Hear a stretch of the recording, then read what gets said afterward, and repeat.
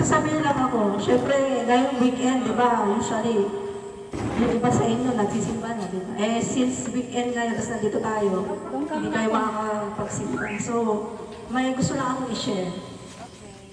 Um, ayun, 5 to 10 minutes lang. Gusto ko lang i-share yung plan ni Lord sa atin, yung original na plan sa atin ni Lord, kung bakit niya tayo ginawa.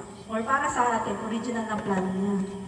So, ayun, sabi sa Genesis chapter 1 verse 26, nilalang tayo ng Diyos, o nilalang ng Diyos ang tao sa kanyang sariling larawan ayon sa kanyang wangis.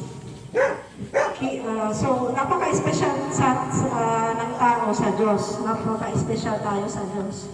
So, napaka-swerte natin kasi espesyal tayo. Ngunit bakit nga ba tayo nilikha ng Diyos? Ang layunin ng Diyos sa paglikha ng tao ay upang magkaroon tayo ng intimate relationship sa Kanya. Means, dapat tayo ay malapit sa Kanya. Lagi natin siyang pinakausap, lagi tayo nag-pray. So, yun yung gusto ng Lord sa atin. Pero, may masamang balita.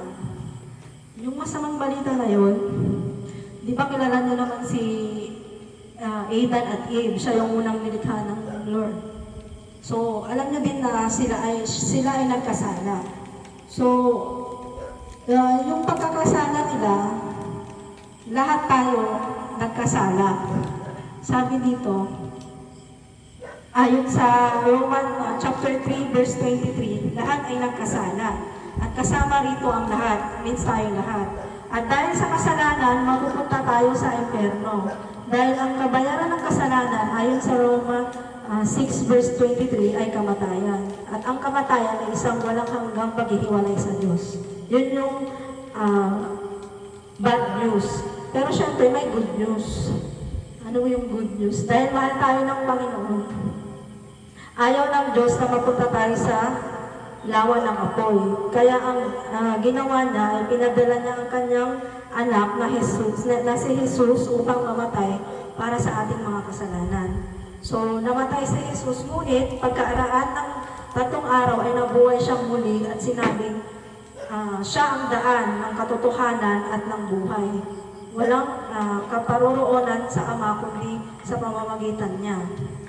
Ayon sa John 14 verse 6, ibinalik niya ang ating relasyon sa Diyos sa pamamagitan niya, tayo ay mapupunta sa ang Ama at magpakailanman kasama niya. So sa Jesus ang Ebanghelyo, siya ang ating kaligtasan. So mga kapamilya, kapuso, syempre kapamilya ko kayo, sabi dito,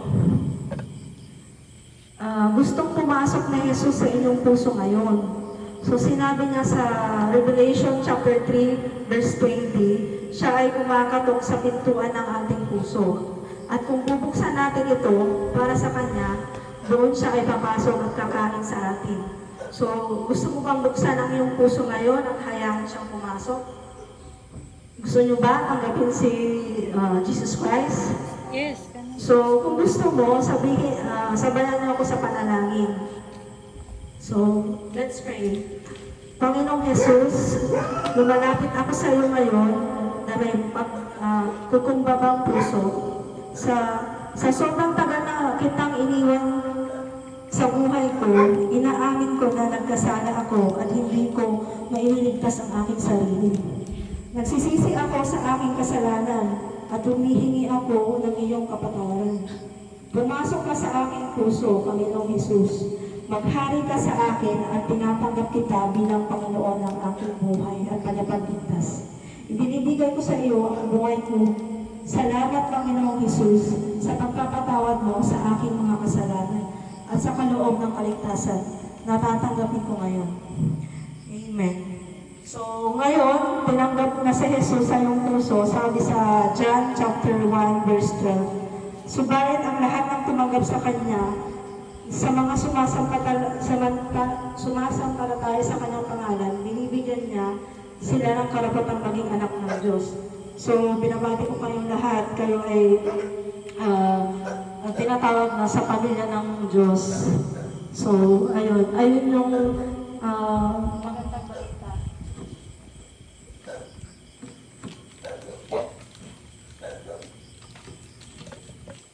So, dahil napag-usapan natin yung kaligtasan, salvation, so gusto ko din i-share itong isang verse na to na sa Ephesians chapter 2 verse 8 to 9. So, sinasabi dito, "For it is by grace you have been saved through faith, and this is not from yourself, it is the gift of God, not by works, so that no one can boast." So sa Tagalog, sabi na, dahil sa biyaya ng Diyos, naligtas kayo nang sumasampalataya kayo kay Kristo. Kaloob ito ng Diyos at hindi galing sa inyo. Hindi ito nakasalalay sa mabubuti niyong gawa para wala kayong maipagmalaki. Walang maipagmalaki ang sinuman. So ito, kung kilala niyo si Paul, sinabi niya to sa mga sangkatauhan. So ang ibig sabihin nito, ang kaligtasan ay hindi dahil sa iyong mabubuting gawa. Ito ay ang iyong paniniwala at faith sa Lord. Dahil pag sinabing biyaya, ito ay gift or grace. Or ang paggawa ng alam naman natin, ang paggawa ng mabuti ay natural lang ito sa ating lahat bilang isang Kristiyano. Nilikha tayo para gumawa ng mabuti. Ang paggawa ng mabuti ay bunga ng kaligtasan. Hindi ito dahil sa paggawa ng mabuti para tayo ay may pagmalaki. So, yun ay ang paniniwala natin dapat ay iniligtas tayo ng Diyos. Siya lang at wala kang kahit anong gagawin. Dahil tayo ay iniligtas sa pamamagitan ni Jesus through faith at tinanggap natin siya bilang Lord and Savior. Hindi lang sa salita, syempre, with all your heart. Hindi lang yung tinatanggap ko, pero sa puso mo, hindi naman.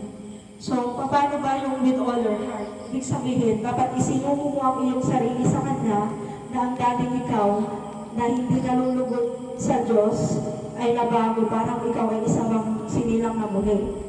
So, dati, kung may mga nagagawa ka na hindi ka kalugod-lugod sa Diyos, willing kang baguhin ang sarili mo. Pag binago mo yung sarili mo, ibig sabihin, isinumo mo na yung sarili mo sa Diyos. So, parang ikaw ay isang sinilang na muli, parang naging isang bata ka at willing kang gawin yung nararapat or mabuti. So, binago ang sarili o ang pagkatao para sa Diyos. Gaya ng sabi sa 2 Corinthians chapter 5 verse 17, "Therefore, if anyone is in Christ, the new creation has come, the old has gone, and the new is here." So sa Tagalog, ang sino ang na kay Kristo ay isa ng bagong nilalang.